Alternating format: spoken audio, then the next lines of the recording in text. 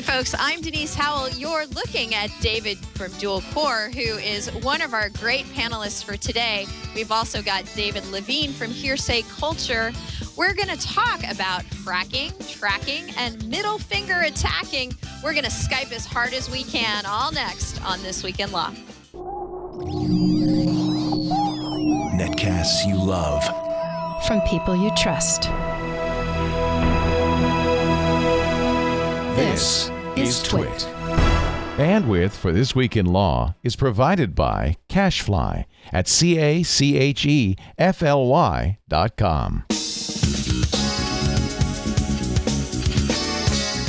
This is Twill, This Week in Law with Denise Howell and Evan Brown, episode 218, recorded July 5th, 2013. Hack all the things. Hi there, I'm Denise Howell, and you are joining us for This Week in Law. We are so excited to have you here. We've got a great show today. We're all going to go by our name today, I think, because one of our panelists is David from Dual Core Music. Hello, David. Hey there. Good to be here. Thanks for having me. So David was just confirming before we started the show, one of his DJ names is Int80. We may call him Int80. We may call him Dual Core. Throw out whatever DJ name you want to go by today, David, and we'll try and honor it as best we can. We're thrilled to have you because we've been talking a lot about music issues lately. Pandora has been much in the news, so we'd love to get your take as both a musician and a programmer and someone who hacks around quite a bit with technology on the whole mess of the music industry these days. So welcome. Thank you. Happy to be here. We've got another David with us today, so hence the need for DJ names and disintermediation of Davids. David Levine from Hearsay Culture is joining us once again. Hi, David. Hi, Denise, and hi, Evan. Thanks for having me back. Thrilled to be here. So what do you think, Dave? Nice. What shall we dub you for the day? Yeah, my KZSU DJ name that I used rarely was D Nights. So if you want to go that route, you can try. I have not used that since probably 2007. But feel free. I'm happy to revive it here on This Week in Law. Perfect. My usual fellow DJ is joining us today, Evan Brown from Chicago, Illinois, and the Info Law Group. Ev McCrunchy, or I don't know. Yeah, you have to pick your own. I think we just got to make it up on the fly. But just to keep it simple, you can call me Evan until we come up with something better. It's good that we don't need any disambiguation coming this direction. But really looking forward to our conversation. Happy to be here, and so it ought to be a good time. Here, kind of reeling from celebrating our nation's independence. I bet this will be a nice conversation. So happy to be joining you. All right. Well, since we've got a musician with us here, let's start out on the entertainment front.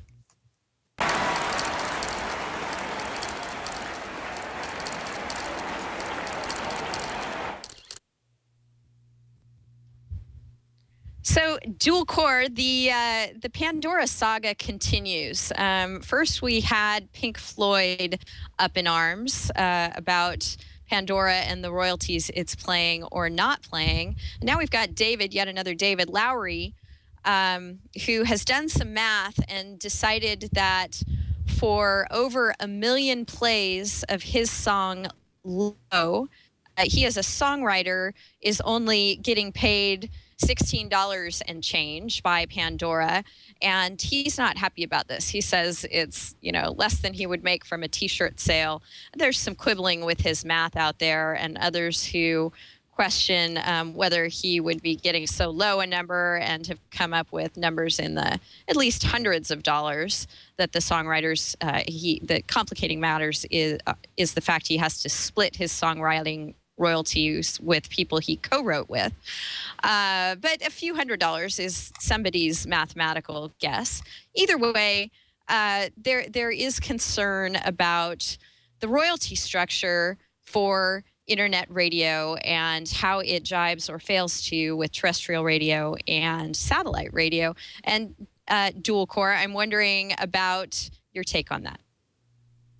Well, I think it's it's an interesting like aspect, right? Because anybody can like kick up their own like radio stream or station in this case, right? So like I can just like run a Shoutcast server off of my own box. I can like spin up a VPS, like whatever.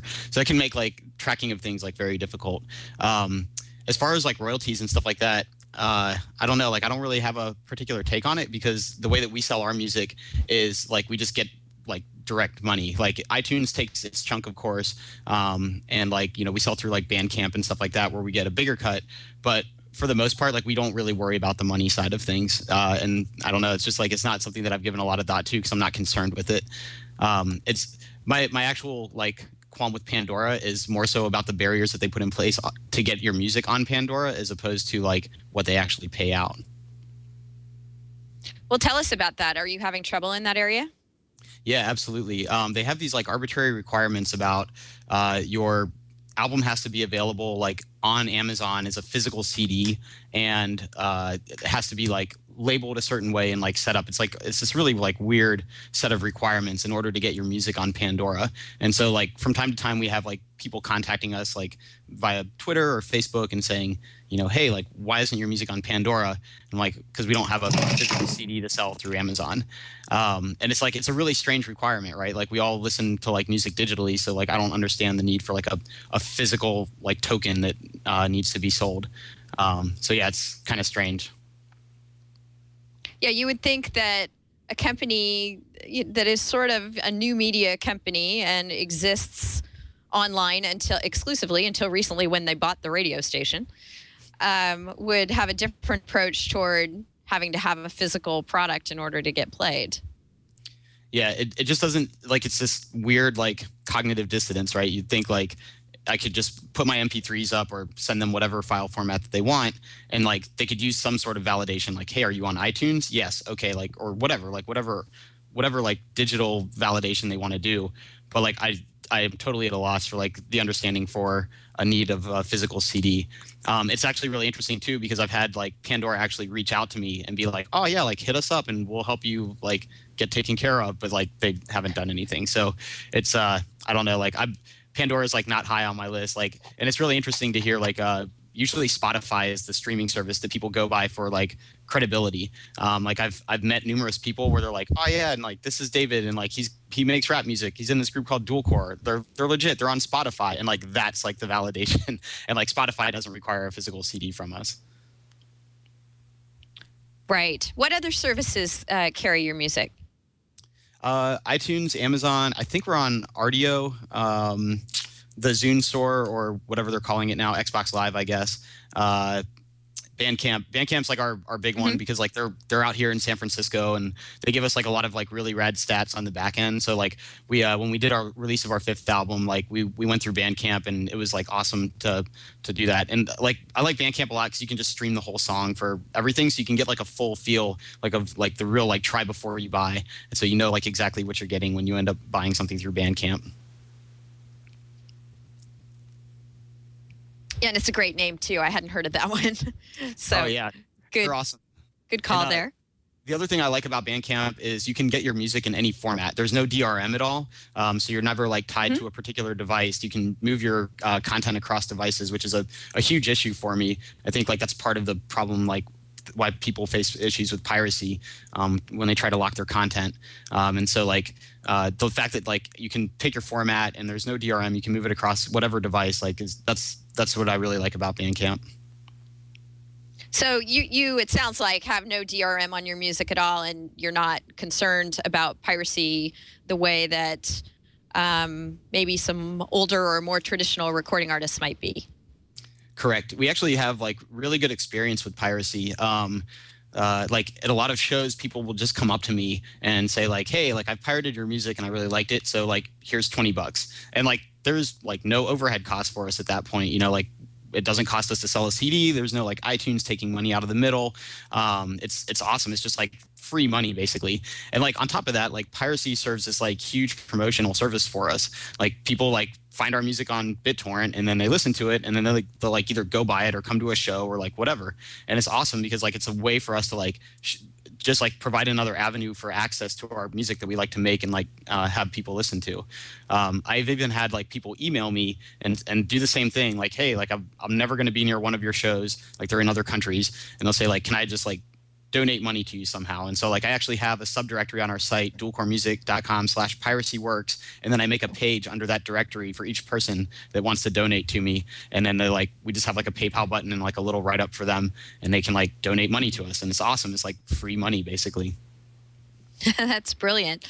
Do you do anything on the licensing front? Do you use Creative Commons or anything else to help your music spread and get remixed and reused? Not yet. I'm working on that. Unfortunately, like the other guy in my group is C64. He makes all the beats and does all the mixing and has all the real talent. Like rapping doesn't really require much talent, but like he does all the hard work, and he's kind of like a little more old school on the licensing side. So like while I would love to like kick all of our stuff over to Creative Commons, he kind of like doesn't want to deal with that stuff for his own reasons. And so I haven't really fought him on that. And it's not a battle that's particularly high on my priority list to fight with him. But at the same time, we're never going to like chase anybody down and like prosecute them for piracy. So, you know, like we encourage people, like, or at least I encourage people to like share our music and stuff like that on whatever media that they see fit. You know, if you want to pass around a USB drive, or if you want to like zip up our MP3s and like upload them and email them somewhere, put them on Dropbox, like whatever. Like we're never going to like come after people for doing that. I think it's rad that people listen to our music and share it. All right. Well, I hope it doesn't get you too sideways with your co-member there. David Levine, I have a question about getting back to Pandora for a second. One of the things that struck me recently is the fact that terrestrial radio is exempted from paying performers royalty payments, whereas internet radio is not. And the justification for that seems to be that the performers get a lot of exposure, spreading the word kind of thing that David was just talking about, a lot of promotion for their music through terrestrial radio play, and that there's somehow the notion that that's not there with internet radio. Do you think that this is something that legislatively might be adjusted at some point? Because I think that assumption is just wrong, don't you? Yeah, I mean, it's a challenge. The notion that a recording artist or even a songwriter, although to a lesser extent, would generate revenue simply, by virtue of the fact that a song or recording that author's involved with is on the radio is an issue that goes back to the Piola scandals back in the 50s, right? And so paying off DJs to play your song is something that not just went after radio itself and caused changes in how we regulate radio stations, but also copyright law. I think what David was just talking about with regard to his revenue model, of course, is a revenue model that largely didn't exist prior to the commercial internet. And now that you have the ability to create your songs, create other works of authorship, and then distribute them in new ways, is challenging to a law which is still built largely around technological assumptions and business model assumptions from the 70s, with a good amount, to be sure, of updating in the 90s as a result of the DMCA. So yeah, I mean, I think I saw an interesting article in Bloomberg Business Week about this issue where Jack Lerner from USC was actually saying no, in fact, Pandora pays too much because a lot of the concern is still around this being, although we've gotten used to it, or at least many people have, a nascent technology. And so if you up the royalty rates on internet radio, and this issue's come up generally with internet radio, I mean, Radio Paradise, which is another internet radio station, has dealt with this issue also. And there's been legislation around it. So to answer your question, yeah, I think the assumption is somewhat dated. If you're listening to Pandora on your headphones, you're one person using the Pandora algorithm versus the notion of terrestrial radio being anyone who's tuning in. Whether that translates to more or less ears, I think, is a very big question. Either way, business models like David's is one that copyright law doesn't deal with very well. Yeah, and it's not just more or less listens, but more or less purchases. Right. I think that's it's I think very hard to quantify how many people hear a song on the radio and go out and buy it. Although there's some radio technology, I've seen things in cars where you can turn your listen into a direct purchase. It links you right into iTunes there. But I think in the case of Pandora, it's much easier to see and track what kind of purchase activity the users are engaged in. Although people, I think, and I'm a good example of this, might hear something on Pandora and go buy it elsewhere. And so that's difficult to track. But Evan, I'm sorry, go ahead. Sorry. Yeah, along those lines, go I ahead. was just going to say that, along those lines, one of the broad issues that, we're dealing with generally with intellectual property reform is a lack of evidence to establish what the damages are or what kind of damage there is when, in fact, copyright infringement takes place. And so I'm not trying to hijack the discussion, but at the international level and in other places, the copyright entertainment industries have made the argument that they're losing enormous amounts of revenue through copyright infringement. While there's certainly infringement going on, the real question is how many actual sales are being lost. Is someone who's going to or does pirate or copy or infringe a recording actually going to go out and buy it if they don't have the option to pirate it? And that's a real interesting evidentiary question. And because we don't have a lot of evidence that are able to show this is an actual lost sale, i.e. the person who is not buying in the traditional model, but rather is listening and not paying, is someone who would have purchased, is a very real challenge. And so the lack of evidence to quantify in dollars and cents what's being lost, I think makes it very difficult for us to figure out what copyright law and therefore what the royalty rate should be. Evan, what do you think about this notion that performers don't get royalties from terrestrial radio, but they do from things like Pandora? There's a lot of concern and hand-wringing over whether musicians' royalties are high enough. It seems to me like they might be dropped down to what terrestrial is based on that erroneous assumption about distribution and promotion. Yeah, I think we're definitely onto something here when we're talking about this problem of measuring both the quantities of people who are actually consuming the content and, even more importantly, the people who are or aren't buying the content. And I think that actually we have every reason to be optimistic about the future on this point, because terrestrial radio, of course, has been with us for however many decades now, and we've never been able to really get accurate measurements. There's only been approximations of reach and market effectiveness and all that, because there's no way to tell, to evaluate and count the listener's engagement with the music. We can only get approximations. But with digital distribution modes, those ones that we have now and the ones that will be coming over the next few years, and heretofore, forever, new innovation in distribution models will be coming our way.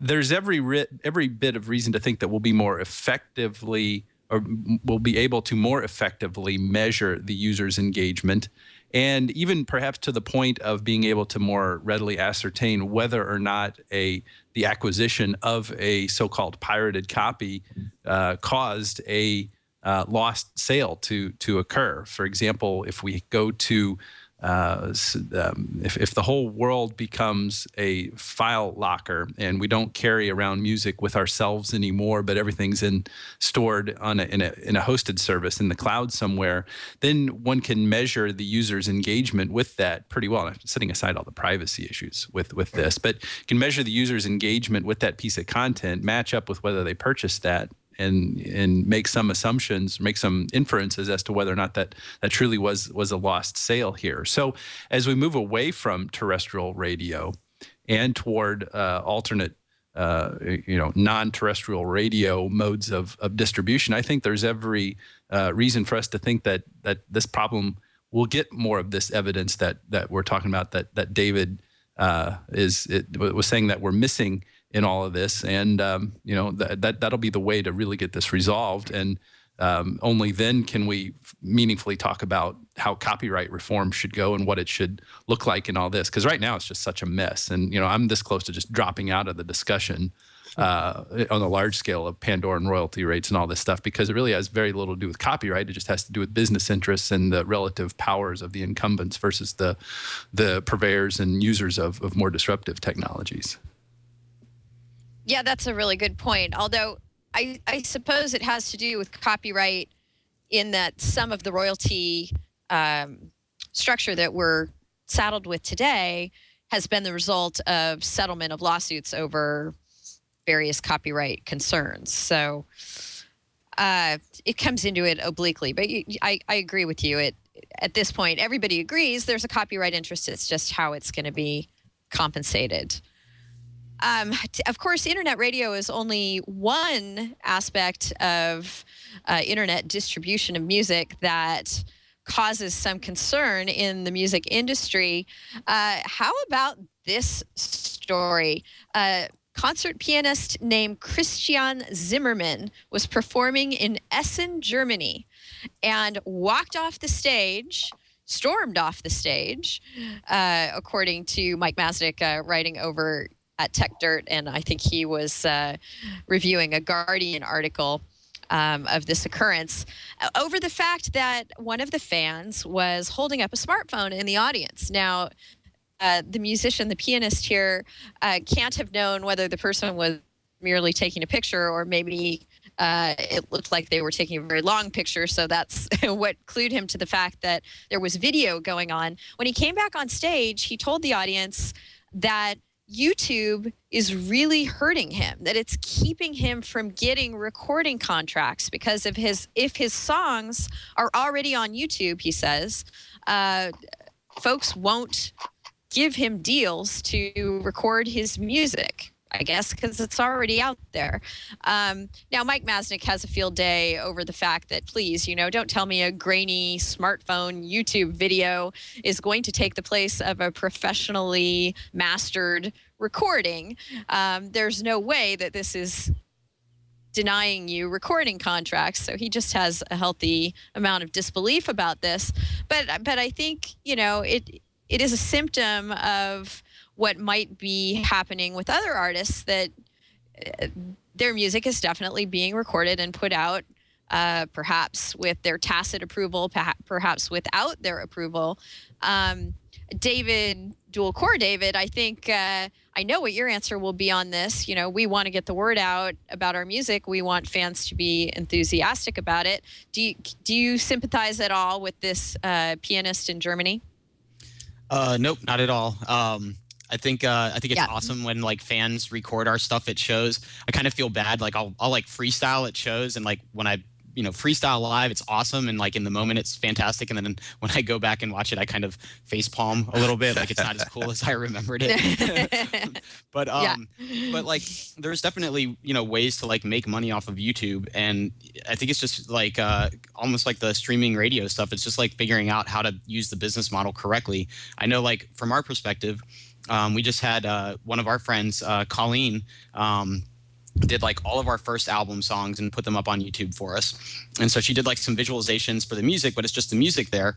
And so that way we can get people to come to our YouTube channel and see our stuff, our other videos, if they want to listen to one of the songs, as opposed to other people uploading our songs, which we're also fine with. But we would like to get those channel views instead. And so what this guy, I think, could do is one approach, instead of being angry at his fans, is maybe contact his fans if he goes on YouTube and looks for videos of himself playing, and maybe say hey, I really like this video that you shot, would it be okay for me to get a copy and put it up on my channel and give you credit for it or something like that. I mean, A, that just comes off as a much better personality, but B, that way he can drive views and eyes to his YouTube channel, where he can then monetize that. Right. David Levine, here's a law prof question for you. This is a Polish musician, and he was performing in Germany. And of course, we're dealing with YouTube, which is owned by a U.S. company. How does the DMCA come into all this? They can avail themselves of that, can't they? Yeah. So it's interesting. I guess, as a law professor, I should offer the disclaimers, which is that I'm not an expert in either Polish or German intellectual property law. To the extent that a recording is placed on YouTube, right? That you have to establish, obviously, that you have a copyright ownership over the recording. Now, under U.S. law, an unauthorized recording of a performance, assuming that the performer owns the right to performance, which we should assume, is copyright infringement. And so, the question, I think becomes one of whether, again, going back to what we were talking about earlier, whether we want to foreclose certain revenue models for artists that may not be the current way that many artists would perform, but that are still at least options. And while we may say, well, your style of how you're going to generate revenue from your performance is archaic, and it deals with labels, and labels aren't the way of the future. And don't you see that you could actually generate more revenue by letting people do what you're doing? At the same time, right?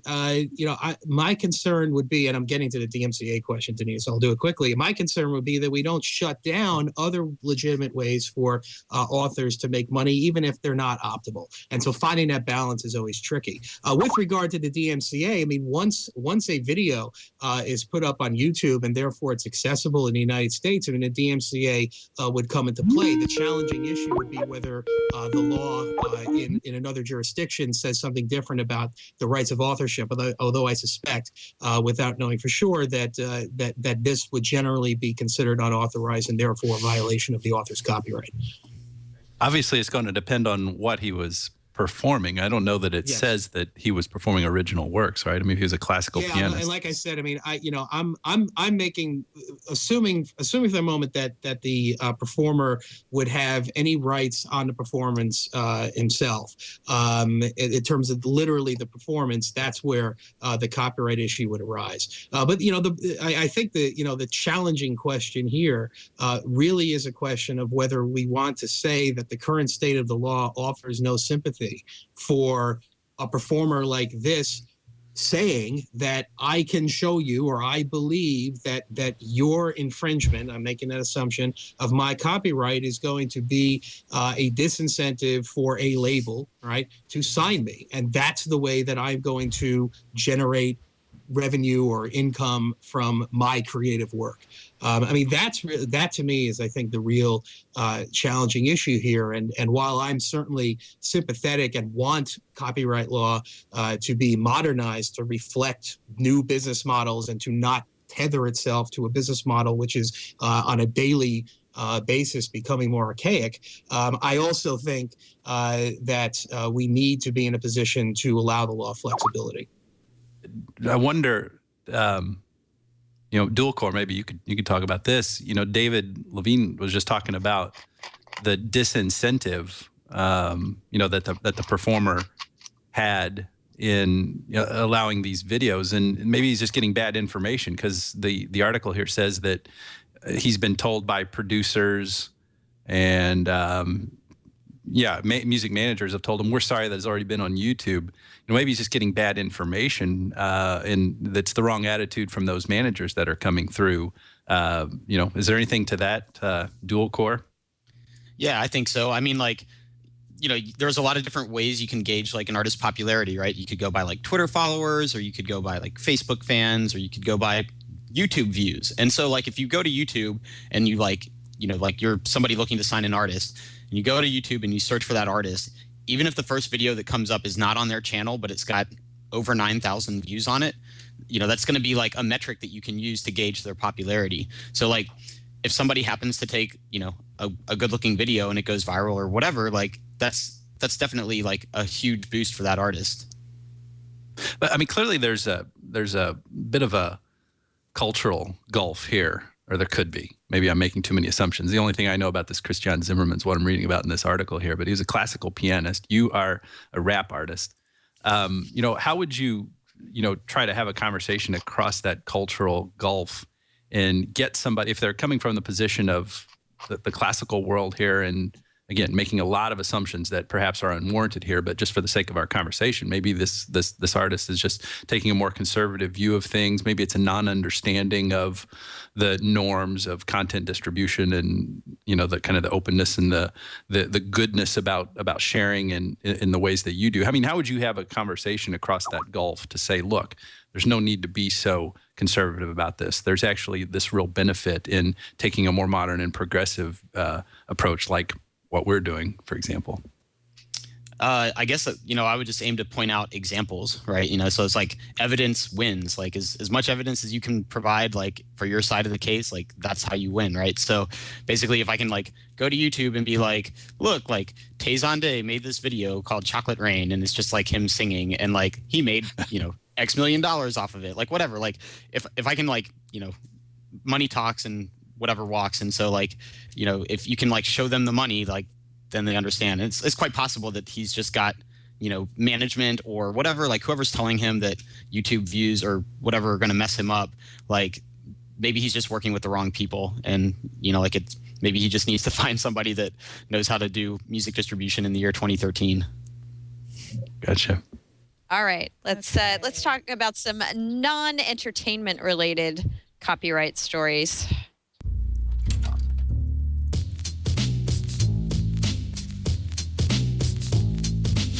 Oh yeah, that was entertainment law that we were talking about, wasn't it? No, it's really it was an awful lot of copyright. Yeah. Yeah. I mean, there's so much crossover, of course, with our little VCR bumper there. But this particular case doesn't involve any entertainment other than writing on the web, and the entertainment involved in reading about this dispute, women behaving badly. What happened here? There's a case pending in Massachusetts right now. It involves two women. Amy Tutor is the plaintiff, and Gina Crossley Corcoran is the defendant. And they write about things related to the world of midwives. And they got into a difference of opinion on their sites, and they clearly dislike each other. Gina, back in December, posted a picture of herself flipping off Amy, and put that on her blog and said, maybe this will give her something else to think about or obsess over, I believe she said. And Amy, in turn, took the picture that now, again, the copyright wrinkle here is it was a picture of Gina, but I don't know who took the picture. And I haven't read whether that comes up in all the briefing or not. So it's generally the photographer that owns the rights in photos, not the subjects of them. But maybe this was a selfie. Let's assume for the sake of this case that it was. Amy took the picture and put it on her site. Gina sent a DMCA takedown notice, and now the two of them are embroiled in a lawsuit because Amy sued and said that under Section 512F of the Copyright Act is misuse of the DMCA. That I'm allowed, under some theory, fair use, I believe is what she would say, to use this photo, and yet you sent a DMCA takedown notice. And so this is on you now, Gina, to have to pay my attorney's fees and make this right. This has now escalated from women arguing and flipping one another off to getting the MPAA and the EFF involved, because they think this is an important point in the realm, and here's our crossover to the entertainment world, of DMCA notices in general. Because EFF thinks that Gina, if she had considered the issue of fair use, would have known that she should not have filed that notice. And the MPAA, in turn, has argued and filed a brief with the court saying, consideration of fair use, are you going to require every person who files a DMCA notice to try and figure out the complicated laws of fair use and apply them in each individual circumstance before they file a DMCA notice? If you do that, that will gut the DMCA. So it's quite a conundrum. The court has not yet come down on this, but it's a pretty big deal, because if the court sides with EFF, it's going to make it a lot easier to bring these counter notice lawsuits. Evan, what did you think when you read about all this? Well, I think that, you know, this is an important issue. I mean, clearly the interests of the who is, I lose track of who would be in which position here. The interest of the alleged infringer, the complainant, is important here. If their fair use rights are being, wait, no, it wouldn't be the complainant. See, it gets so confusing because it's the party sending it. Yeah. I mean, the alleged infringer. Yeah. And right. She filed the lawsuit claiming the DMCA notice was erroneous, should not have been sent. Right. And it gets confusing because she was not the original copyright complainant. She was complaining that the DMCA notice was improperly sent. So let's just call them copyright holder and fair use proponent and all this stuff, I guess, something like that. So yes, the fair use interest is important. And we've seen this in the Lens case, you know, with the Prince dancing baby video, the dancing baby, you know, with the Prince song playing in the background, and we did hear from a court that said, you know, that you should at least think about fair use before you send a DMCA takedown notice, but that still didn't advance 512F litigation from the plaintiff's perspective all that much. It's still pretty hard to win one of those cases. So, you know, there's no doubt that that's important because fair use is important, and we don't want abusive DMCA takedown notices being sent. But in this case, I don't think that there's a very good argument here because I'm just jumping right to the finish line here. I don't think there's a very good fair use argument on these facts because there's this subtle distinction, and this is a mistake that people make very often, you know, of what is a criticism and commentary that is acceptable and becomes a fair use. And the criticism and commentary has to pertain to the work itself, not to the issue that the work is tending to deal with here. So republishing a photo of somebody flipping you off is, I mean, I think in these facts here is not necessarily a commentary on that photo. She wasn't like saying, oh, did you see how she framed the picture and that how the finger took up the most of the dominant third of the frame? You know, that's not the kind of reuse that we're talking about here. We're just talking about, hey, she gave me the bird. So like I said, I'm just jumping to the finish line here saying I think that there aren't very good fair use facts here. So let's hope that the folks at EFF, who are much more brilliant about this stuff than I am, thought that through and make sure that they have good facts here to fight this, you know, all the way through as need be to get the issue resolved favorably. Right. This could be a situation of bad facts making bad law. David Levine, what do you think both on the fair use point and on the argument the EFF is making that if there is a good fair use argument, that has to be considered before you go ahead and fire off a DMCA takedown? Yeah. So, and maybe to take that second question first, you know, the DMCA process, you know, requires good faith in sending a notice. Of course, good faith in law is an extremely nebulous standard, right? Good faith could be defined as, well, I'm going to turn a profit by doing this, so it's good faith, or it could be business ethics, or in the case of law, it could be, you know, merit and things like that.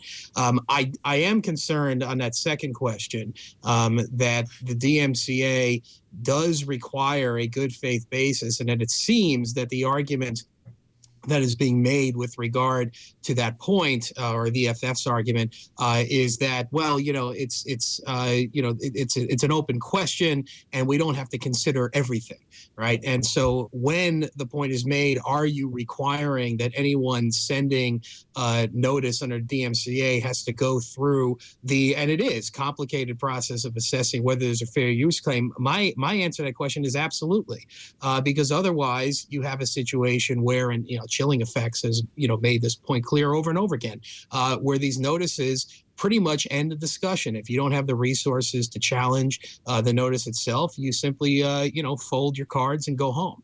And fair use being the primary defense to a copyright infringement claim, I think it's critical in order to have that balancing in the DMCA that the courts not allow a party sending a notice to simply say, well, I didn't have the resources or the ability to suss that out. And so my good faith belief is that I just assumed that fair use wouldn't apply. So on that one, I think it's pretty straightforward. I think Evan's point on whether this is a fair use is an important one as well, and it does jump to the merits of the case, which we may not necessarily get to. But I do think that the context. I think Evan's right, but I think the context is important here. To the extent that it's part of a commentary or criticism, there might be an argument. On the other hand, and we've seen that issue arise in situations involving things like music, right? And so in presidential campaigns, in fact, the McCain campaign took this position pretty strongly that we can use songs in our campaign stops because we're using them in their political context. So I do think that that's a tricky question. I guess I'm a little more sympathetic to EFF's position, but I definitely don't think it's a slam dunk. Yeah, I read the MPAA's brief, which was written by Munger Toll's lawyers in LA, and I would think that I would be more sympathetic for EFF's position here too. I'm wearing my EFF t-shirt, although you guys can't see it right now because we lost my video. I tend to be sympathetic to most EFF positions, but I thought the MPAA brief was pretty persuasive here, and that there's going to be a pretty high burden on rights holders to have to do what is a difficult analysis in the best of circumstances for courts in each individual case, to try and run through that kind of an analysis before sending off a DMCA request or face the pretty severe consequences under 512F is a lot to ask. But there definitely should be something, as you point out, David. The statute wants the notices to be sent in good faith. So maybe the facts of this case are just not the best one to test this out on, although they are entertaining facts. Dual core, David, I'm guessing that the second half of your duo would be more likely to send DMCA takedown notices about your music than you would. But I'm wondering, if you have a horse in this race. What do you think about this? Do you think that rights holders should have to pause and consider and perhaps do some legal analysis before they fire off a DMCA notice? Well, I'm not a lawyer, and I kind of come into the whole copyright situation with a slightly different approach. As your viewers can probably see, I have a Jolly Roger pirate flag back behind me, and I hack computers for a living, and I have a song that goes "Drink all the booze, hack all the things." And basically, my concept of stuff is that if you put something up on the internet, it's totally liable to be copied and republished somewhere else. Even just using a computer, boiling down to simple assembly instructions, there's a move instruction that moves data from one register into another register. It literally makes a copy of that data. And so anything that goes up on the internet, I just automatically assume it's going to get copied and posted somewhere else. I don't know, I know that the law is very complex about all that stuff and everything, and I just don't care. I just know how computers work, and so that's my take on it. I was wondering if Evan had anything more about the midwives to share with us. No, with midwifery, I'm sure we could go on and say some intriguing things. But I guess when Dual Core has a pirate flag, he means it. He's to be commended for that. True story. And if I could just kick in one other item about DMCA stuff, there's a really rad project out there called DoD.net, and it's actually this set of servers that are spanned across the world, and you can host stuff on DoD.net. And so basically, if you get a DMCA takedown notice for your content, they basically take it off of the server that's in the infringing region, right? So their U.S. servers would remove that content, but it's still accessible through the internet, and it's just being hosted somewhere else where it's not causing a copyright violation in that particular area, or hasn't been levied for one yet. So even like with DMCA abuse and like takedowns and all that stuff, like there's still like plenty of legal ways to like keep your content up on the internet, like regardless. Yep, and people seem to find those however and whenever they can. Let's go ahead and make our first MCLE passphrase for this episode of This Week in Law, Midwives. This story that we've just been discussing is a great example of why we think you should be able to get continuing legal education for this show in various jurisdictions. And if you think so too and want to take a crack at it, we have some information over on the twit.tv wiki for the various states. If you're a lawyer and you want to meet your continuing legal education requirements, we drop these passphrases into the show so that you can demonstrate. In some states, there's a requirement that you have to be able to show that you actually listened to or watched a show like this. So that's why we do this. And people in other industries sometimes too submit for continuing education credit. So we love to hear from you about how that's going. And we wish you all the best because we certainly find the show educational when we have such great panelists on, as we do this week, week in and week out, and talk about the kinds of issues that we do.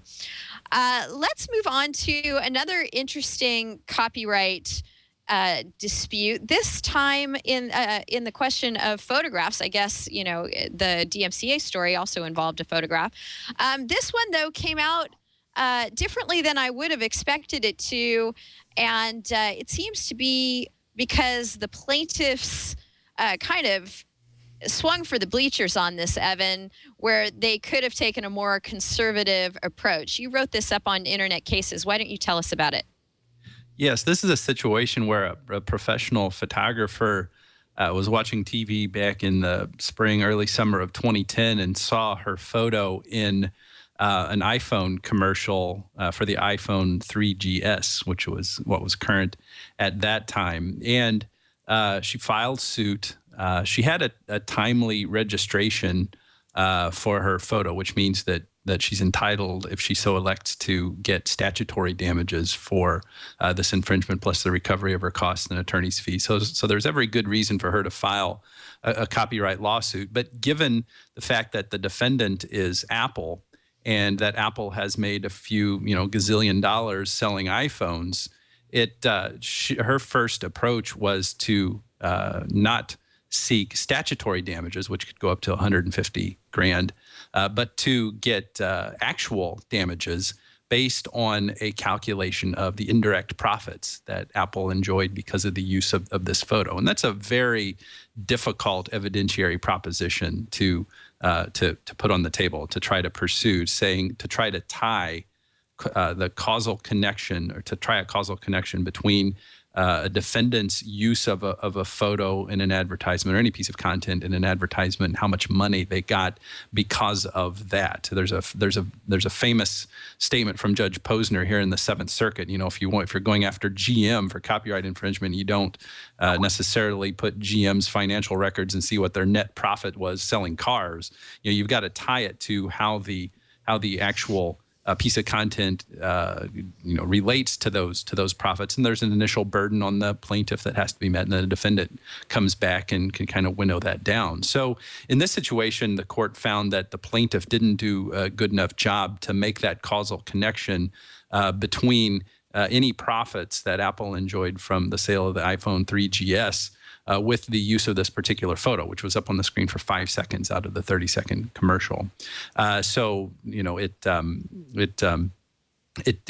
struck the plaintiff's claims in as much as that she was asking for actual damages because of these indirect profits. So that's all well and good, and it makes for a good headline title to a blog post that court sides with Apple on this copyright issue. But I think probably the more important, more subtle point about this is that it doesn't mean that Apple has gotten away with copyright infringement here using this photographer's photo in this album. The question of liability, of whether or not there really was infringement, is not on the table in this decision, which means that there could still be a finding of liability on Apple's part and injunctive relief, which probably wouldn't have any effect now. We're talking about 3 years ago, of a photo that Apple certainly won't have any interest in using anymore, most likely. So injunctive relief would not have much of a value anyway. But also the question of statutory damages is still on the table here as well. And so the court very well may, find or hold that the plaintiff is entitled to some statutory damages here. So interesting story, and it shows the difficulties that copyright plaintiffs can face when going after, looking for these actual damages. It's a very difficult calculation to make, and often quite obscure and inscrutable how to make these causal connections. But an interesting story nonetheless. Do you think there's a chance that the court could shut her out on damages because she's already pursued one theory? Will they let her fall back to statutory damages at this point? Yeah, you can elect statutory damages at any time. If certain conditions are met, that the registration is valid, and if it was made in the appropriate period of time, either within the first 3 months after publication, if the infringement began. I mean, it's kind of this weird little timing here. It has to be either before the infringement began or within 3 months of the first publication of the work. So yeah, I don't see any reason why the court would shut her out on statutory damages for those reasons. And as we're very clear, the Copyright Act is very clear that $750 is a minimum. So if there's a finding of liability, I don't see why she wouldn't get those. Plus her costs and attorney's fees, which could be pretty significant. And copyright litigation is somewhat complicated. So there's still plenty for the plaintiff to look forward to in this situation. Well, that's good news, I suppose. David Levine, any thoughts on this? Yeah, it's fun. I'm really enjoying discussing remedies as a topic. It's not often, it's not usually fodder for radio or much else. But I'm glad to be talking about it. No, what Evan said about the issue of how you calculate damages here, I think is critical. The parallel to contract law, is pretty stark. In order to establish damages, you need to make sure that not only are they foreseeable, but that you can establish them with some kind of certainty, usually reasonable certainty. And here, it's difficult, or it might even be impossible for the plaintiff to show that the use of this particular, picture resulted in X profits. Now, there could be comparisons that could be made. There's a lot of evidence that they might want to gather through discovery in order to draw a comparison. But even then, it's awfully tricky. So yeah, I think it's a classic situation and something that you learn and that you literally teach in contracts. When the plaintiff chooses the remedy that they seek, the court will hold them to establishing what they need to establish for that remedy. Here, clearly, I think the plaintiff overshot wildly.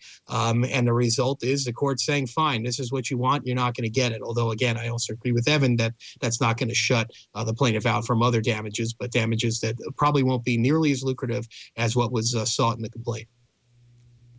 Right. I mean, they really wanted to say you sold however many millions of iPhones because you used my photo. And that's a really difficult thing to prove. Yeah, I mean, usually these kinds of issues would arise in areas like rights of publicity and trademark and stuff like that, where you can say, look, you didn't authorize, or I didn't authorize you to attach my image or my name to this product or this sale. To try to then link it to the fact that you did it and you generated X dollars is often a bridge too far, and it's very difficult for plaintiffs generally to establish that, whether this plaintiff or any other. All right. Well, Evan, we blew our own rule here by not leading with porn, but we do have a story that involves it somewhat. In the trademark arena, along with defamation and some other claims that were thrown in, and involves one of our favorite topics of people to talk about on the show, Hunter Moore. Apparently, there was a very small default judgment entered against him. Surprise, surprise, he did not appear to defend against the case. But there is, and I don't know if we would call the star of a reality show an actress, but she is on something called Storage Wars. Her name is Brandy Passante, and she showed up on Is Anyone Up and sued over it, and actually got an injunction, which is a nice thing, and unfortunately only $750 worth of damages. Interestingly, though, because she had a trademark claim in there, she's going to be able to recover her attorney's fees from Hunter Moore, too, which is always a nice thing when you've had to sue over this kind of thing. Any thoughts on this case, Evan? Well, I was a little confused about that because, you normally attorney's fees are it's much more difficult to win your attorney's fees in trademark lawsuits than it is in copyright lawsuits. The Lanham Act allows for the recovery of attorney's fees in exceptional cases only, whereas there was, what we just got through talking about, the award of attorney's fees with in copyright situations when you have the timely registration. So I would want to know a little bit more about what actually went down here. I mean, I guess it's disappointing that there was such a low damages award against such willfully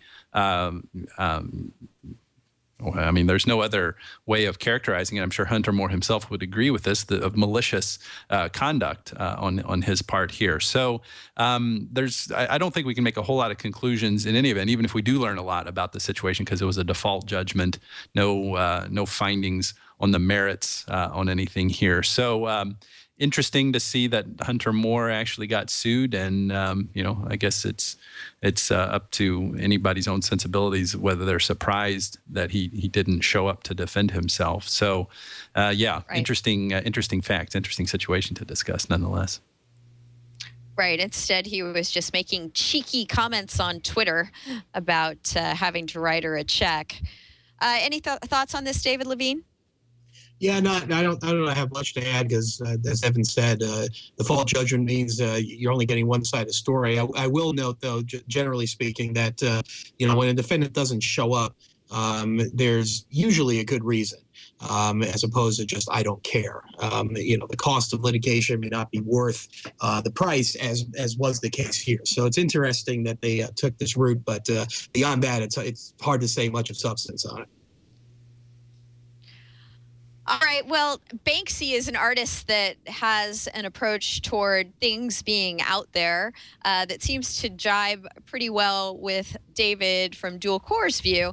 And I just this is kind of not really a substantive story we can talk about, but it seems to have an attitude toward fair use on the trademark front that would be in line with, say, the plaintiff in the midwife case that we were talking about earlier, that it would be a broad reading of fair use. And he has done a work of art that basically incorporates the Coke bottle and expresses the opinion that if you put an advertisement in a public space that gives you no choice whether you see it or not, it's yours. It's yours to take, rearrange, I'm reading now from his piece, and reuse. You can do what you want with it, he says. So Banksy taking an intellectual property stance is not an unusual thing.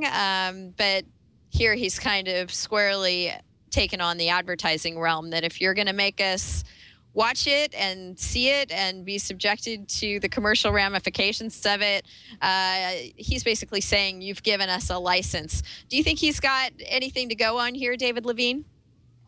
Well, so that's another interesting one. So, if we take the the ad itself,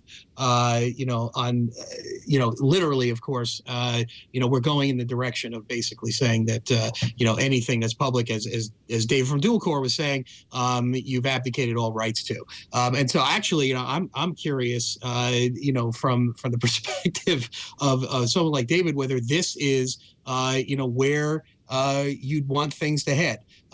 Any advert in a public space that gives you no choice whether you see it or not is yours. It's yours to take, rearrange, and reuse. And in some sense, that might be true. But of course, what this means is that there's really nothing left from, and I'm going to get law professory here, a property interest in what you produce. So I guess I'm punting a little bit because I'm curious as to where this heads. What do you think, David, from Dual Core? You think if you're hit over the head with advertising, you should be able to use it? I think that's like in the physical space, that's like where property law comes in, which is a different ball game. I do love like that image and like that message though. Like that's an image I'd seen from Banksy a while back, and I really dig it. And I'm kind of glad that you brought it up. The thing that's like hilarious about advertising to me is that like it makes me confused about things. Like for example, like I love football, right? So I love to watch like our American football. Like I love to watch like NFL games, but like I have no interest at all in like American trucks or American beer or like any kind of beer. And so like I get really confused watching football because like that's all the advertisements, and I'm like, oh, maybe I shouldn't be watching football. So it's like I'm more interested in like the technology side where you can get like advertising that actually applies to you. Like I'm totally fine with seeing ads if it's for like something that like is relevant to my interests. But when it's like in the physical space, I think that's more of like a property law issue. Like when you're gonna like mash it up or like modify it or something like that, because it's not actually your property in that case. All right, let's move on. Let's revisit PRISM on the privacy front.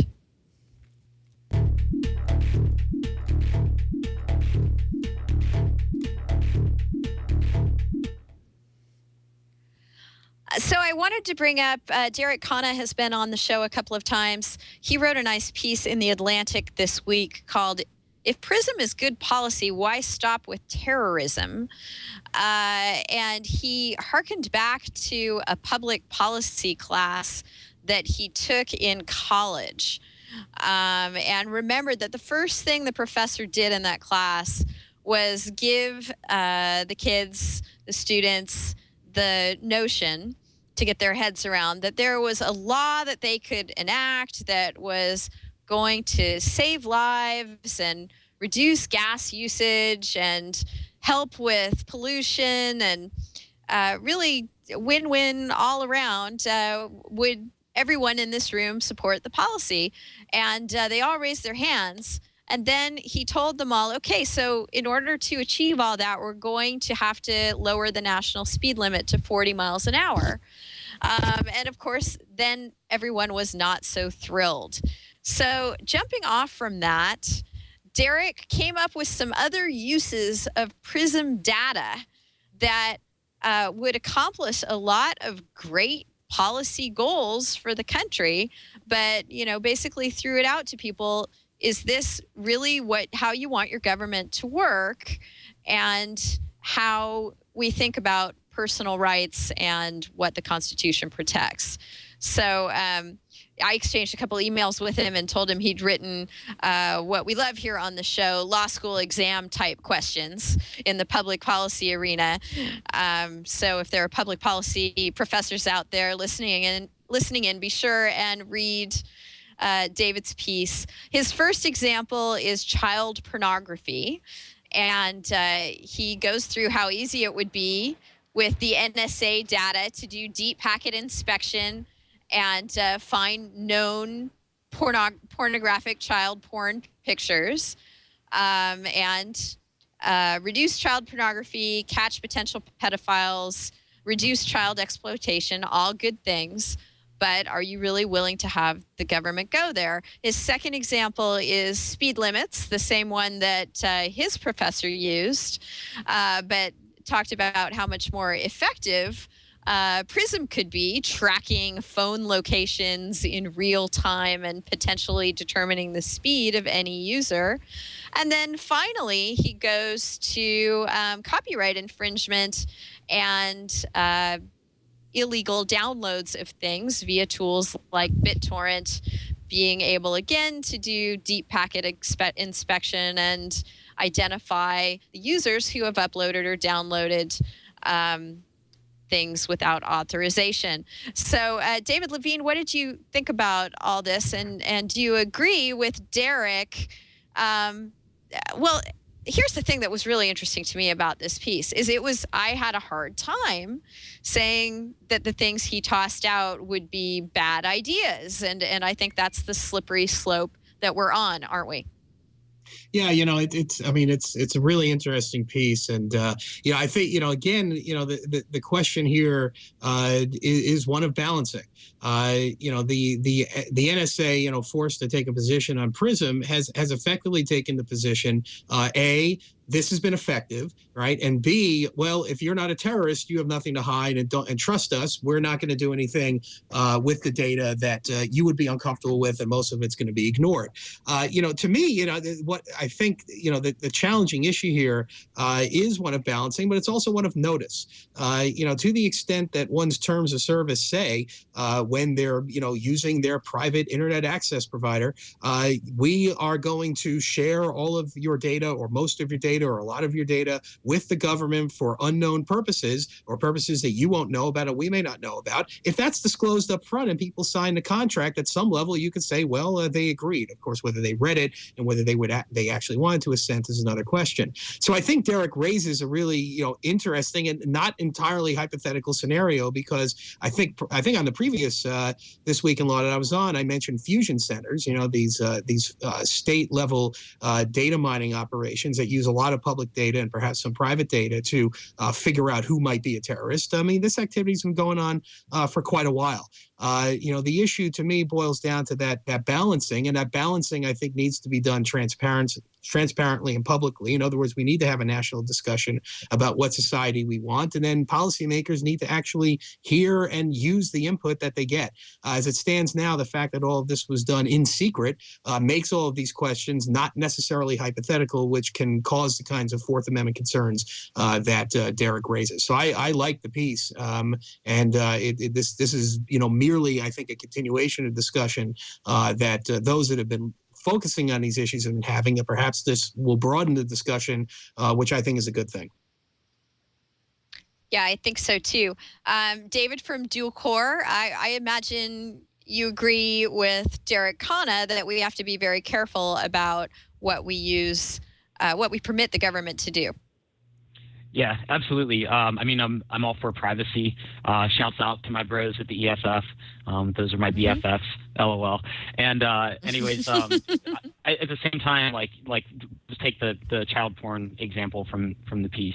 There are tools that are freely available to help guard your privacy. And so just because the government can sniff everyone's data doesn't mean they're going to catch the people that are actually doing bad things. People that do good things can use those tools for privacy. People that do bad things can just as easily use those tools for privacy, and they do. It's a really awesome piece to read. And I recommend that everybody in the chat and all the viewers do read it, because I enjoyed it. It definitely took me back to finishing my poli-sci degree when I was in school. But I don't know, I'm for privacy and for using the tools that are freely available to help guard your privacy. Right, and this would be a good time to mention that if you want to read it and anything else we've been discussing today, head on over to delicious.com/thisweekinlaw/218, and you'll find the links to all our stuff there. And let's make, law school exam, our second MCLE passphrase for this episode of This Week in Law. And let's move on to something near and dear to David Levine's heart. You've been doing a lot of work on the trade secret front, David, particularly in the area of fracking, which we all get to giggle and laugh about the funny phrase that has come to represent hydraulic fracturing, which is something done in trying to obtain natural gas deposits, correct? Yeah, so it's a technology that is designed to free natural gas resources from rock and other mineral deposits that heretofore have been inaccessible technologically. Right. So from tracking which to is a fracking totally here. non-commercial response. Yeah, exactly. Right. And how does trade secrets tie into all this? I know this is a big deal in your state, North Carolina, right now. So there are about 15 odd states that have been identified to have significant untapped natural gas resources. And what's happening in a nutshell is that, like in many other areas, the industries which are private that are engaging in this activity are claiming that some of what they do and the most controversial parts of what they do, I think, are in fact trade secrets, meaning that this information would not be available not only to the public, but also wouldn't be available, and this is the argument that the industry is making in a variety of places, including North Carolina, to regulators. So what does this mean specifically? The chemical composition of the fluids used to engage in fracking may be, and that's the key word, damaging to groundwater supplies. So there could be seepage of chemicals into groundwater, which could lead to health effects. There may be leakage of gas into the air and other places that could cause environmental harms and safety harms. Those concerns are concerns that are of public interest, but in order to assess the severity of the concerns, or indeed more specifically if they exist at all, one needs access to the chemical formulas. And those formulas are allegedly trade secrets. They are information that are valuable to competitors because they're not generally known. And so what's happening in a variety of places, including North Carolina, is that the chemical industry is taking a position that these trade secrets should not be shared with the public, i.e., the public should not know what the chemical composition is, because if they know it, that will lead to commercial harm for us. But even more, and in my view, much more extremely, they're taking a position that regulators should not have access to this information except in very limited scenarios. The position that I've taken, and I took this position with Mary Linden, who is an environmental law expert at St. John's, is that regulators at a minimum must have access to this information prior to fracking actually occurring, prior to the activity beginning, so that we can be sure that there aren't environmental health and safety harms, or if there are, that they're reasonable and mitigated and so forth. So it's not good enough that this information be shared with regulators after fracking occurs, because the harm would have already happened.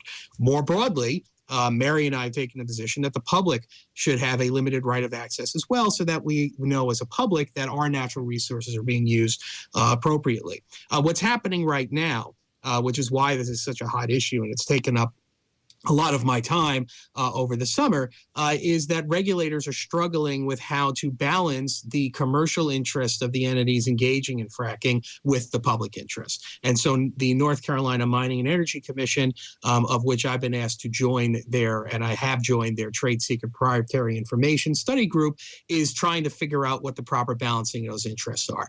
My view is that the balance has to strongly favor public disclosure for reasons I've already mentioned, but the chemical industry has taken the opposite position, and so trying to find a middle ground that serves all those interests is what states are dealing with.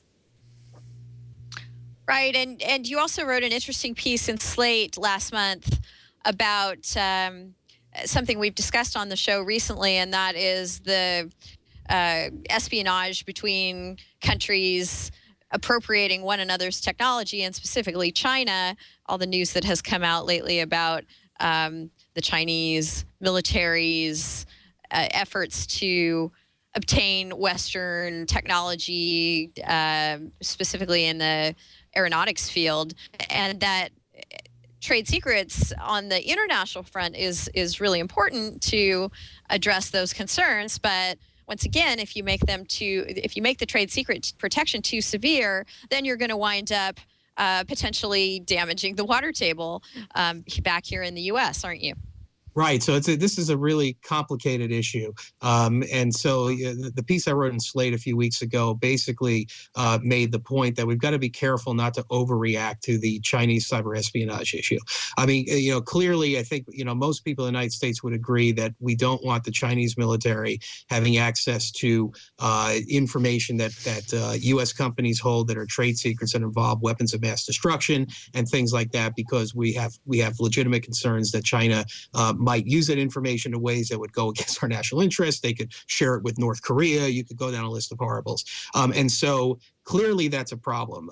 My concern is that trade secrecy, and in fact strengthening trade secret law, is probably not the solution, because the law is already pretty strong. And my example of that is the fracking battle, which is going on right now, although there are many others. But more specifically, that if we do make trade secret law stronger by increasing the penalties, by making it easier to allege that someone has misappropriated a trade secret, we could have bad impacts here, not only on transparency, but we could kill off new legitimate forms of information gathering, like corporate intelligence, which is legitimate, or also, and even more specifically and more broadly, we could deter people from sharing knowledge.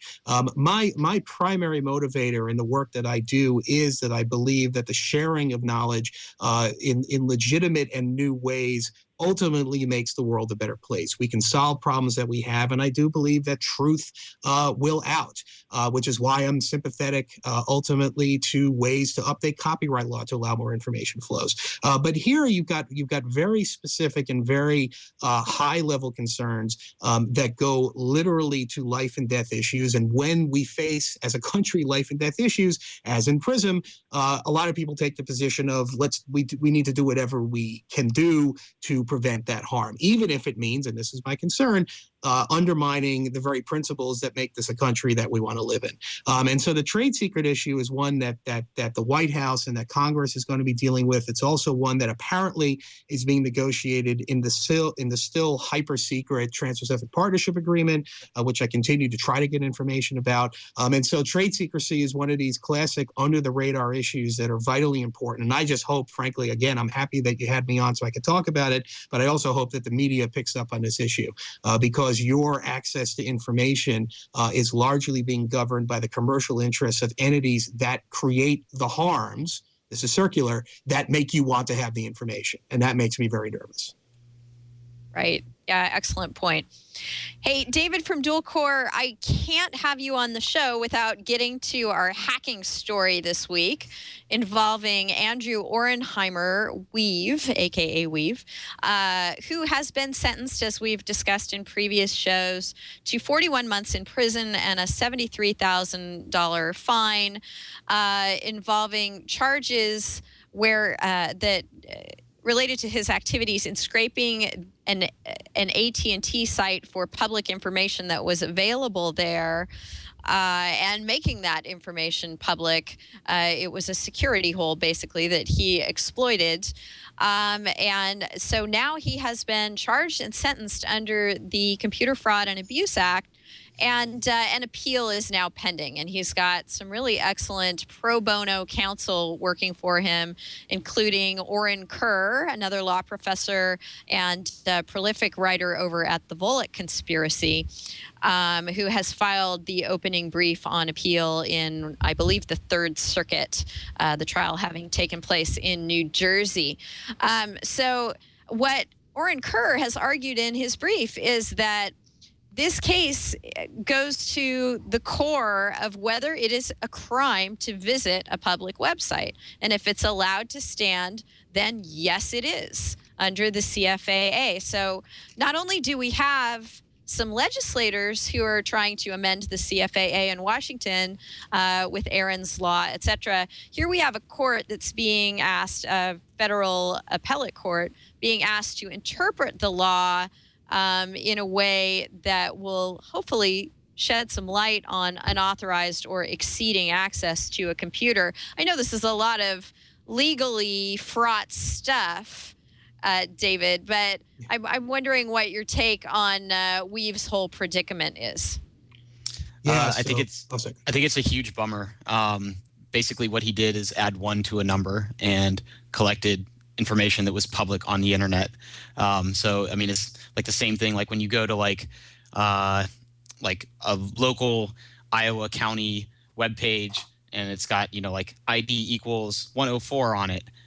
If you like collect the data off of that public website, then add 1 and make it 105, you get a new page. And if you collect that public data, like, why is that a criminal offense? So it's really a bummer that that it's kind of come down like this, but we do need reform on the CFAA. It's a hugely outdated act, and it's very overreaching, I think. Like pretty much everybody has violated the CFAA in their life. Like, for example, one of my favorite Computer Fraud and Abuse Act violations is like associating to an open Wi-Fi access point. Like, if you walk down the street and your phone like hops on a neighbor's Wi-Fi and they have not like consented to you that it's okay for you to get on that, you're literally in violation of the CFAA. I think for anybody that's like watching or like in the chat room, if you're really interested in this particular case and this issue, both Marcia Hoffman from the EFF and Oren Kerr gave a really rad talk at ShmooCon this year. I'm pretty sure the video is up online, but definitely recommend like checking it out. It's a pretty awesome talk. Great. Thanks for that. Hey, David Levine, I know that you need to run. We're going to let you go and wind up the show here, but we have really appreciated your joining us. We love your show, Hearsay Culture. We talked about Derek Khanna earlier in his great article in The Atlantic. You had him on as a guest recently. Anyone else you want to let our listeners know they should check out over at Hearsay Culture? Yeah, sure. I mean, thanks. And, like I said, I'm mutual fans. I've listened to your show running and driving and watching. And so I appreciate it. Yeah, Derek was a great guest. Just this past week, I had Dave Opterbeck, who's a professor of Seton Hall Law, on discussing literally what we were just talking about with PRISM and the FISA courts and what those mean. Upcoming guests include Ron Epstein from Epicenter IP. He is a non-practicing entity in patent world, which is one way of identifying what others call patent trolls. And so we're going to be talking about that issue. There's also other guests coming up. Ellen Broad, who's was from Australia's Digital Alliance, will be on.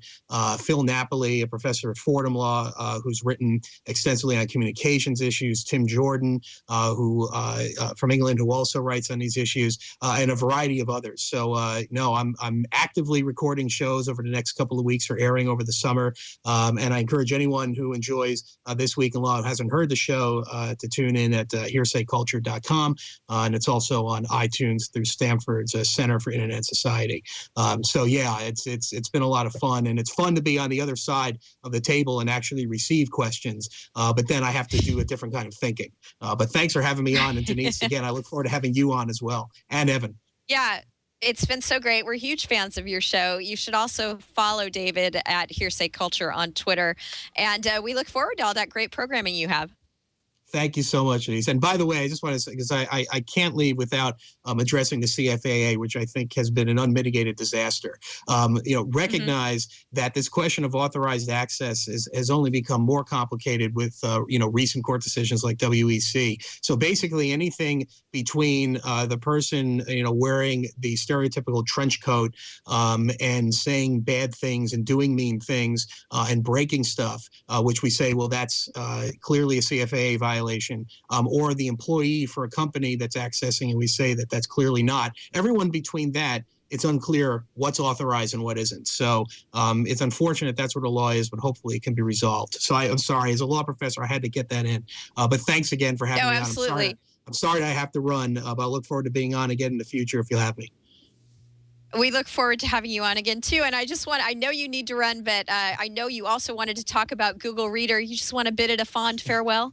Yeah, I do. Thank you. I've been, and I appreciate it. I've been using RSS, as many of your listeners and many have, for the last several years. I still find it a better way to keep an eye on the news that I would keep an eye on than Twitter, as much as I enjoy Twitter. But I want to, ultimately, this is going to sound like apple polishing, but I do want to thank, pun intended, I guess. I want to thank Google for putting the Google Reader product out there. As much as I'm disappointed that they got rid of it, they're a business and they have a right to make those decisions. But I think Google Reader really established a wonderful way for people that want to keep abreast of a variety of issues to have an easy interface to do it in a mobile way that was clean and effective. I'm pleased to see other companies taking up that mantle and improving their products or trying to fill the void.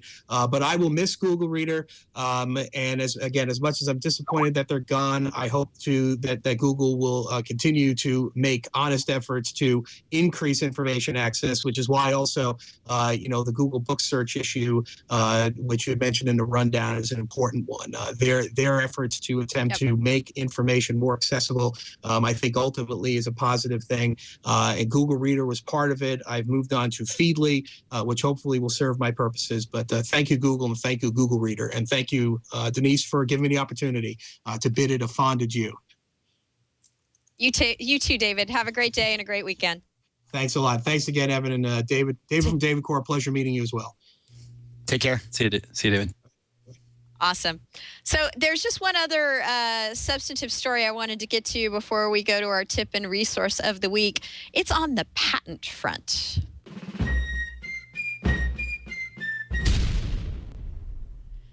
And that's because we've gone from tracking to fracking. We've got to go back to tracking, I think, one more time, because AT&T got a patent to monitor and track file sharing traffic.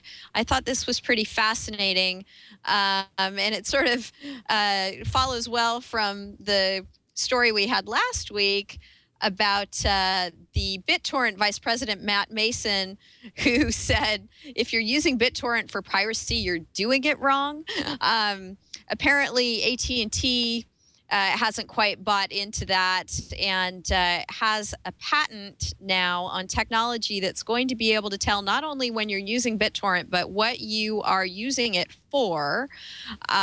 So I'm sure there are lots of people that would be interested in licensing and or having ISP AT&T perform those inspections and analysis of data for them. David from Dual Core, what do you think about this patent? I have a problem with a lot of patents, and like this one is basically just saying like, hey, like we can like do analysis on data that we've acquired. And so I'm like, big deal. Like there's lots of software that can do analysis on data that's been acquired. But I guess if like that's the way that they need to like set things up to do business for themselves, like that's just going to happen, I guess. But I don't know, like overall, like I feel like a lot of patents are rubbish. So I'm not particularly fond of this one either. Yeah, I mean, I don't know. It seems like this has made its way past the gatekeepers at the patent office. But of course, there are other ways to challenge patents down the road. Certainly, this is a prize I think a lot of people have had their eyes on for some time. Evan, don't you agree?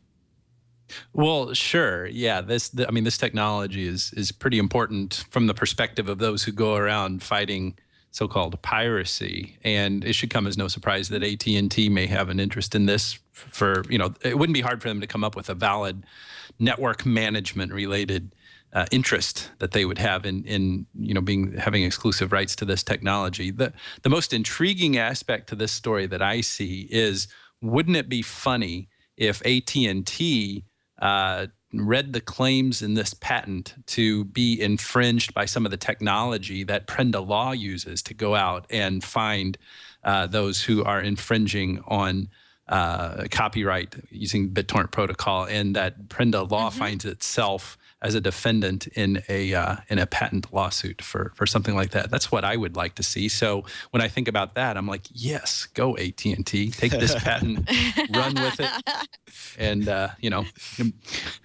you see, it's like seeing two people you don't like fight against each other. Yeah, troll so hard. Right. Troll so That's hard. right. Very good. Exactly. I want to see that, and I want to see the whole PRISM scenario and other technology the NSA might be using thrown up as prior art here. That would be awesome. Yeah. Yeah. Somebody's got to do it. Yeah, they were tracking first. So just thought that was interesting.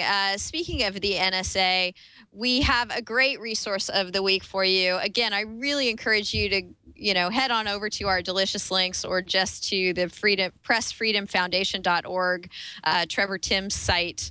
and check out their white paper on protecting your privacy in the age of NSA surveillance. It is a really comprehensive piece. Again, it's a little bit depressing because what it really points out is how non-mainstream a lot of the really effective technologies are, and how, you know, you basically have to be David from Dual Core running Ubuntu and a host of other nice, safe software to avail yourselves of all of these security benefits. But you've got to check it out anyway. It is a great, great piece. It is by, let me see, who wrote this? Micah Lee over at the Freedom of Press Foundation. So he goes into, you know, end-to-end encryption, the pros and cons of things like PGP and off-the-record chat. It's how you can anonymize your location with Tor, and basically just where things stand now as far as being able to do things with privacy using modern communication tools. Dual Core, David, did you check this out? And are you already running all the things he recommends? Yeah, so like it's actually a pretty cool article. There's another paper that I like that's not as current as this one. I think it was like last updated in 2006. I posted it in the IRC channel a little bit ago, but the paper is called How to Exit the Matrix. And if you just Google for it, it actually talks about anonymity and like a lot of different aspects of life. So it's, you know, there's like network anti-forensics and like system anti-forensics and stuff like that, but also things like acquiring like a PO box without having it tied to your real identity and stuff like that. So it's kind of a neat read. Again, it's just a free paper that's online. If you Google How to Exit the Matrix, like it'll come up at the top, or at least it comes up in the top of mine. But yeah, like, I mean, the thing that's awesome to me is that there's all this software that helps protect your privacy and like help keep the things that you care about like just to you, or like only shared with the people that you want to share with, and it's free. Like that's amazing, and it's open source, so you can like audit the source code. Easy to Trojan, but also easy to like detect when it's been Trojaned. There's a bunch of other stuff out there. Like, I mean, hackers in general tend to be fairly concerned with privacy and anonymity. There's a guy out there by the name of the Gruk, GRUGQ, and he's done like a pretty cool talk on like anonymity through operational security, or OPSEC. And so if you like go and look for his talk, I think it's something like WooFTPD, jail is for WooFTPD or something like that. But anyways, like it's that paper that you linked is an awesome read, and then there's a bunch of other material out there. And if anybody wants to like holler at me online via IRC or Twitter or whatever, like I'm always happy to talk more about anonymity and share resources and stuff like that. That's fantastic. Thanks so much for those additional pointers. Micah Lee ends this white paper by saying the challenge of the new cypherpunk movement is to make secure and verified end-to-end encryption accessible to everyone and turned on by default. So all you hackers out there, you know, let's work toward that goal, because the rest of us will tell you there's a market for it, but not all of us can do Ubuntu. So, or just are ready to go there and do it just yet. Our tip of the week is ripped from the headlines this week, and it involves the Zimmerman trial that has been going on, and the expert witness, I'm sorry, I think he was actually not an expert witness. He was someone who taught criminal justice to Zimmerman. And one of the points in the trial they were trying to get out was the stand your ground defense, and the defendant here's knowledge of that defense and how he got an A in that course when he took it. So they had this witness on the stand, and they brought him in via Skype. And the trial, I guess, is being televised. And unfortunately, they brought him on. You know, it was like being on the live stream here at Twit, but having everybody's private Skype information thrown up. Nobody gave that any thought, just showed the Skype screen while they were connecting with him. And then in the middle of the testimony, people who'd been watching the live feed of the trial started calling in. So, they were really, really silly not to set it so that only the witness's contacts could call. But I think even then, if you're a trial lawyer, you've got to worry about, Joe Blow, who's traveling and wants to say hi and Skypes in while the witness is on the stand and interrupts the proceedings. So Skype for the courtroom, maybe it needs some new settings, but our tip is for trial lawyers and just being savvy about what's going to happen if you're Skyping someone in and you let their username go out to the world. It's something we're try to be pretty careful about here at TWiT. Evan, did you think this was as sort of, oh my goodness, as I did? Yeah, I mean, this was totally an amateur mistake on the part of those who were responsible for establishing this connection. I mean, there was something weird too. It's not like it was the video that he was sending, that the witness was sending, but I guess they were using like the Skype share your screen feature, because if you notice when people were calling, it was what the witness was seeing on the screen. You could see him clicking, trying to reject those calls.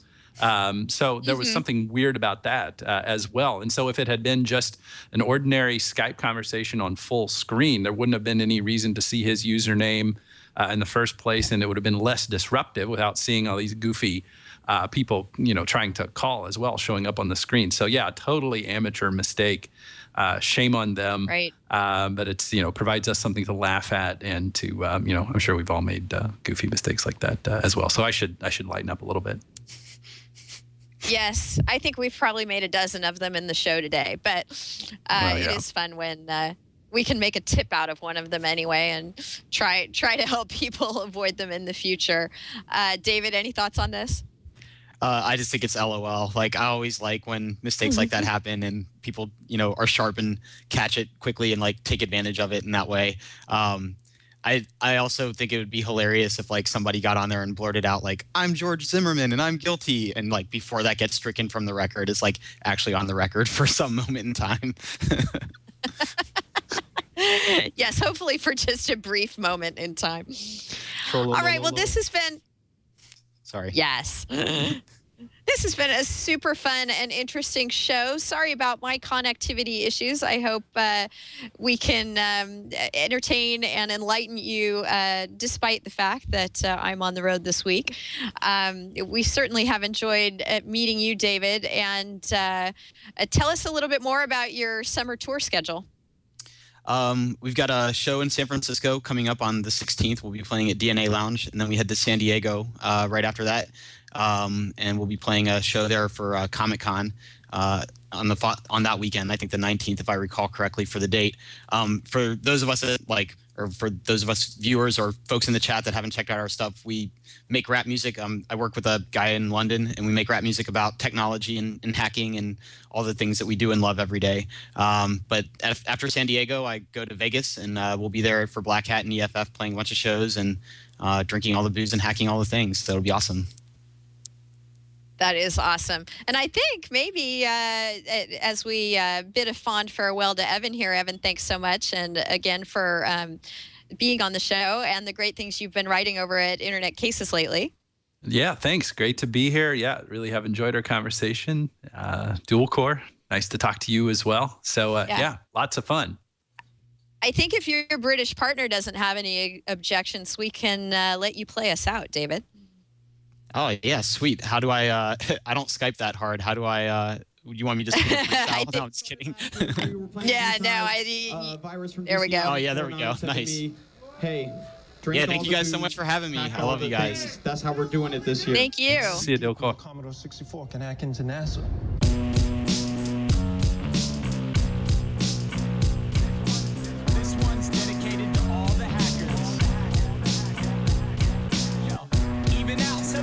Quick, our disaster recovery requires even more discs. Put your lights up, prove it or you forfeit. Got my C64 and we blew it into orbit. And Bison with 8 straight perfects. Overbold emotions make hate break circuits. In case you heard, it's a named fake service. Optimize our runtime to escape verdicts. Got an integer scope flow that they can't sign. Passing code, didn't sanitize command lines, landmine. So before they'll see me after, I'm advice star, courage, woke plus velociraptor. Don't prove we're human unless we really have to. My team built schemes and destroy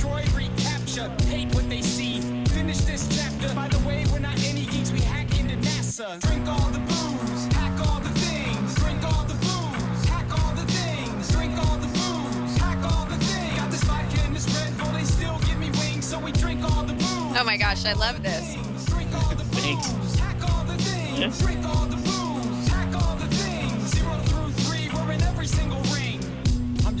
Woohoo! Shannon, thank you so much for that. And everyone else, enjoy your weekend. This is a great kickoff for Liquid Friday, and we hope you have a great one. Join us next Friday. We record every week, 11 a.m. Pacific time, 1800 UTC, right here at twit.tv. Find us on Google Plus and on Facebook and on Twitter. I'm Dee Howell there. Evan is Internet Cases. Shoot us emails, evan@twit.tv, Denise @twit.tv. Let us know what you think and what you want to hear about. Thanks, everyone. We'll see you soon.